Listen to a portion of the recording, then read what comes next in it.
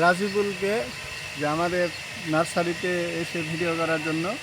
আর রাজিবুলের দর্শকদের উদ্দেশ্যে আমার একটা কথা মেসেজ, সেটা হলো আপনারা সবাই আমার নার্সারি ভিজিটে আসবেন। গাছ নেন বা না নেন, নার্সারি ভিজিটে আসবেন। ইনশাল্লাহ আমার নার্সারির পক্ষ থেকে কোনো না কোনো উপহার থাকবে দর্শকের জন্য।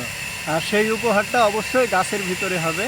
আমি চাই সবুজায়ন এই সমগ্র বাংলাদেশে সবুজ ছড়িয়ে পড়ুক, যেহেতু আমাদের দেশে প্রচুর পরিমাণে তাপমাত্রা প্রবাহিত হয় এবং গাছের সংখ্যা কিন্তু প্রচুর পরিমাণে কমে গেছে। কারণ হচ্ছে ইট ভাটায় যে কাঠ পোড়ানো হচ্ছে, যে কারণে আমাদের বাংলাদেশে কিন্তু গাছপালা কমে গেছে। তাই আমি চাই আমাদের দেশে প্রচুর পরিমাণে গাছপালা হোক এবং আমাদের দেশটা সুন্দর এবং সবুজ ও সতেজ হোক। আপনি ইতিমধ্যে লক্ষ্য করেছেন আমাদের মাননীয় প্রধানমন্ত্রী জনাব তারেক রহমান ঘোষণা দিয়েছে যে আগামী 5 বছরে 5 কোটি বৃক্ষরোপণ কর্মসূচি সরকার ইতিমধ্যেই এই প্রকল্প হাতে নিয়েছে।